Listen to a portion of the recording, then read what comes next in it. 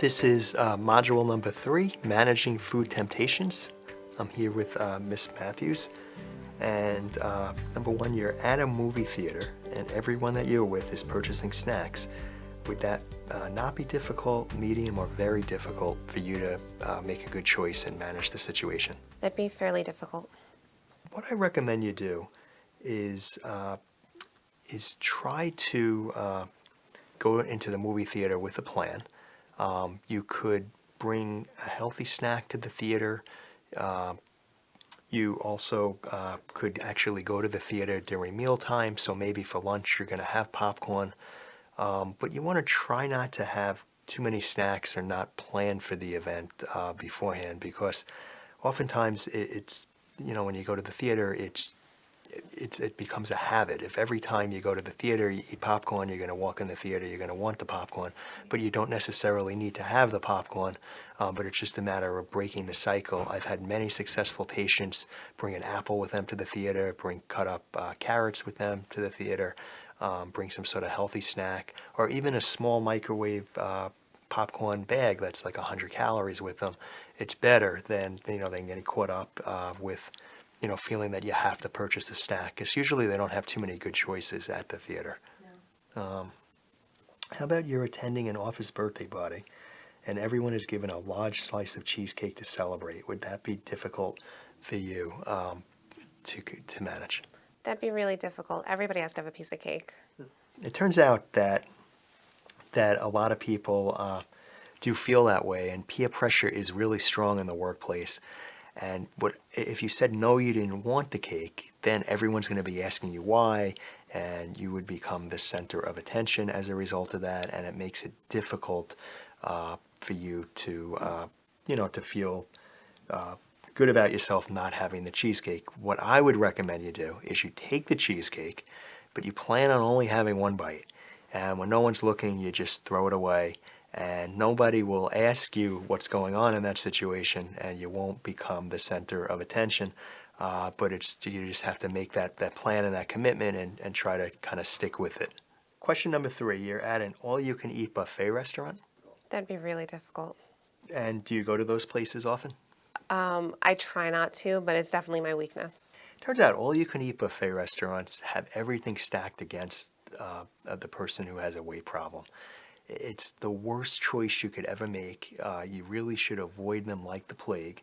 A good analogy is, could you imagine if you were a person who really enjoyed gambling, and I gave you $100 and that's all the money you had, and I said, I want you to go into this casino and not spend it, and not really play too much or spend it. If I told you to go to that buffet restaurant and only eat 500 calories, it's very difficult for people because there's so much variety, and the temptation is very strong. And study after study has shown the more variety of food you give an individual, the more they tend to eat. So my recommendation is you try to avoid those kind of restaurants like the plague. You should only go them on a very rare special occasion.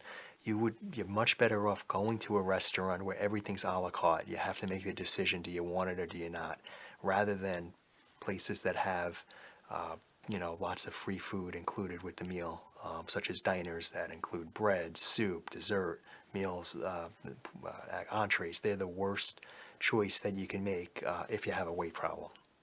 How about you're at a shopping mall food court? Would it be tough for you to stay away or make a good choice? That'd be fairly difficult.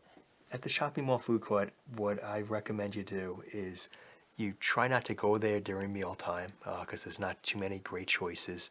But if you really feel like you have to have something, and say it's a poor choice, say you feel like you really want to get ice cream, I would recommend you wait on the line, you get water or a no-calorie beverage, drink that within the following 10 minutes. If you still feel like you want the ice cream, go back online. But more than half the time, just doing that will control the urge, and you'll realize, gosh, I'm not really that hungry. So sometimes you just want to not give in initially to your urges, because it sometimes gets easier over time. And of course, you want to break the habits you already have, so the first time is the most difficult. How about a family member of yours prepares your favorite meal when you come over for dinner? That's the hardest. You have to eat it. When our family members prepare our favorite meals, it's a token of affection. They do it because they love us. And if we go there and we say we're not having any, you're going to actually insult them. So what I recommend you do is if you know you're going to your mom's house for dinner and she always makes your favorite meal, what you want to do is eat the bare minimum that day as well. Kind of save your calories for when you go. And really do your best to just try to have one plate and not, have seconds and thirds and just eat it slowly. But I agree that you should, it's hard to not have anything. Um, how about you're on a cruise ship and they have endless free food choices? That'd be really tough. You have to get your money's worth, right? Right, and that's and that's I tell you the cruise industry actually caters to Americans with weight problems, and there's even now resorts in Mexico that are doing that as well.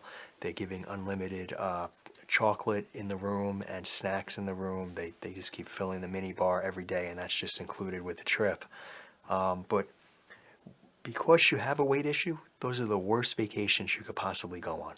You don't want to go on a vacation where everything is set up so you're going to probably start gaining back weight.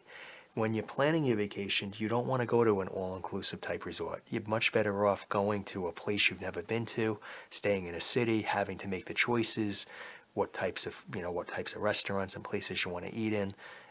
You just really want to stay away from this, one price includes all of the food because that really does make it hard for people to make a good choice.